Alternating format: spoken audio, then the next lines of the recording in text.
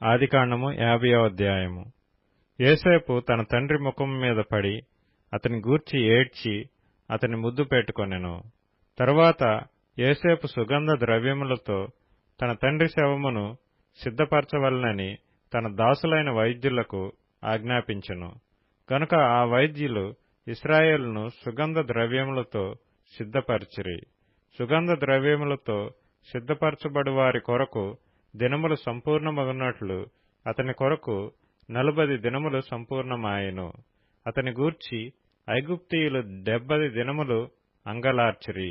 అతని గూర్చి అంగలార్పు దినములు గడిచిన తరువాత యోసేపు ఫరో ఇంటి వారితో మాట్లాడి, మీ కటాక్షము నా మీదనున్న ఎడల మీరు అనుగ్రహించి నా మనవి ఫరో చెవిని వేసి, నా తండ్రి నా చేత ప్రమాణము చేయించి, ఇదిగో నేను చనిపోవచ్చున్నాను, కనానులో నా నిమిత్తము సమాధి త్రవ్వించితిని గదా, అందులోనే నన్ను పాతిపెట్టవలనని చెప్పెను.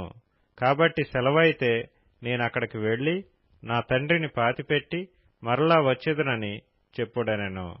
అందుకు ఫరో, అతడు నీ చేత చేయించిన ప్రమాణం చొప్పున వెళ్లి నీ తండ్రిని పాతిపెట్టుమని సెలవిచ్చెను.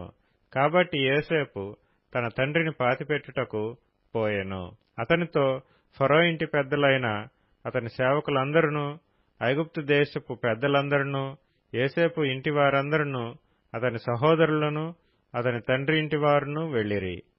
వారు తమ పిల్లలను, తమ గొర్రెల మందలను, తమ పశువులను మాత్రము గోషెను దేశములో విడిచిపెట్టిరి. మరియు రథములను రౌతులను అతనితో వెళ్లినందున ఆ సమూహము బహు విస్తారమాయెను. యోర్దానునకు అవతలనున్న అటదు కళ్ళెమునొద్ద చేరి అక్కడ బహు ఘోరముగా అంగలార్చిరి. అతడు తన తండ్రిని గూర్చి 7 దినములు దుఃఖము సలిపెను. ఆ దేశమందు నివసించిన కనానీయులు అటదు కళ్ళెమునొద్ద ఆ దుఃఖము సలుపట చూచి, ఐగుప్తీయులకు ఇది మిక్కుటమైన దుఃఖమని చెప్పుకొనిరి. గనక దానికి ఆబేల్ మిస్రాయిము అను పేరు పెట్టబడెను. అది యోర్దానునకు అవతలనున్నది. అతని కుమారులు తన విషయమై అతడు వారికి ఆజ్ఞాపించినట్లు చేసిరి. అతని కుమారులు కనాను దేశమునకు అతని శవమును తీసుకొని పోయి మక్పేలా పొలమునందున్న గుహలో పాతిపెట్టిరి.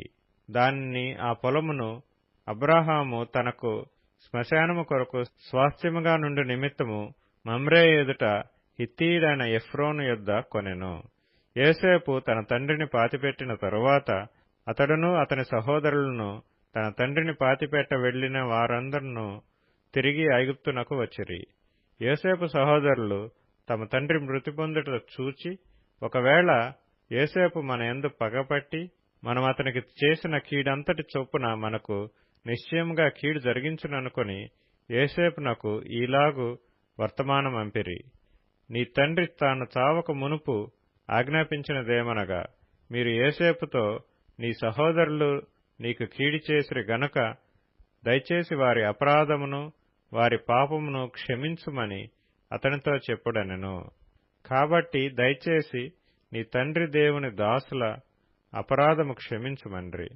వారు యోసేపుతో ఇలాగ మాట్లాడుచుండగా అతడు ఏడ్చెను. మరియు అతని సహోదరులు పోయి అతని ఎదుట సాగిలపడి, ఇదిగో మేము నీకు దాసులమని చెప్పగా, యోసేపు, భయపడకుడి, నేను దేవుని స్థానమందున్నానా? మీరు నాకు కీడు చేయనుద్దేశించితిరి గాని నేటి దినమున జరుగుచున్నట్లు, అనగా బహు ప్రజలను బ్రతికించున్నట్లుగా అది మేలుకే దేవుడు ఉద్దేశించెను. కాబట్టి భయపడకుడి, నేను మిమ్మును మీ పిల్లలను పోషించదనని చెప్పి వారిని ఆదరించి వారితో ప్రీతిగా మాట్లాడెను. యోసేపు అతని తండ్రి కుటుంబపు వారును ఐగుప్తులో నివసించిరి. యోసేపు 110 సంవత్సరములు బ్రతికెను. యోసేపు ఎఫ్రాయిము యొక్క 3వ తరము పిల్లలను చూచెను. మరియు మనష్షే కుమారుడైన మాకీరునకు కుమారులు పుట్టి యోసేపు ఒడిలో ఉంచబడిరి. యోసేపు తన సహోదరులను చూచి, నేను చనిపోవచ్చున్నాను, దేవుడు నిశ్చయముగా మిమ్మును చూడవచ్చి ఈ దేశములో నుండి తాను అబ్రాహాము, ఇస్సాకు, యాకోబులతో ప్రమాణం చేసి ఇచ్చిన దేశమునకు మిమ్మును తీసుకొని పోవునని చెప్పెను. మరియు యోసేపు, దేవుడు నిశ్చయముగా మిమ్మను చూడవచ్చును. అప్పుడు మీరు నా ఎముకలను ఇక్కడ నుండి తీసుకొని పోవాలనని చెప్పి ఇశ్రాయేలు కుమారుల చేత ప్రమాణం చేయించుకొనెను.